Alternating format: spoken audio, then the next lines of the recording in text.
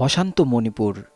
কেন্দ্রের হস্তক্ষেপেও শান্ত হচ্ছে না ভারতের উত্তর পূর্বাঞ্চলের এই অশান্ত রাজ্যটিকে এ অবস্থায় ফেলে প্রধানমন্ত্রী নরেন্দ্র মোদী কুয়েত সফরে যাওয়ায় সমালোচনাও করছেন প্রধান বিরোধী দল কংগ্রেস।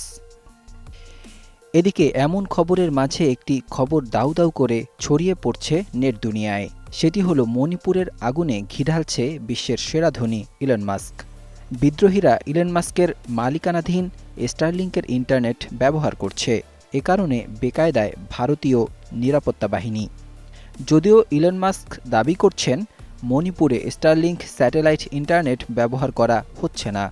সম্প্রতি রাজ্যটির পূর্ব ইম্ফল জেলার কেইরাও খুনোতে অভিযান চালিয়ে অস্ত্র ও গোলাবারুদের পাশাপাশি বেশ কিছু ইন্টারনেট যন্ত্র বাজেয়াপ্ত করেছে নিরাপত্তা বাহিনী। মণিপুর রাজ্য পুলিশ জানিয়েছে, বাজেয়াপ্ত হওয়া জিনিসগুলির মধ্যে একটি ইন্টারনেট স্যাটেলাইট অ্যান্টেনা, একটি ইন্টারনেট স্যাটেলাইট রাউডার এবং প্রায় ২০ মিটার দৈর্ঘ্য এফটিপি কেবল ছিল।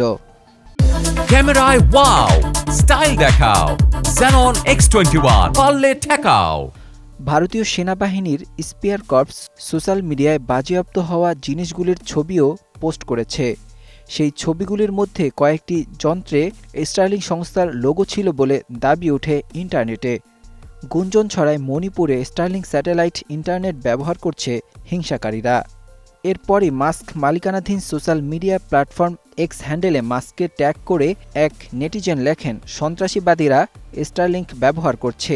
আশা করি ইলন মাস্ক এটা দেখবেন এবং এই প্রযুক্তির অপব্যবহার বন্ধ করবেন।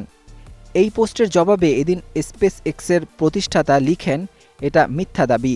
ভারতের উপর স্টারলিংক স্যাটেলাইট বিমগুলি বন্ধ করা আছে।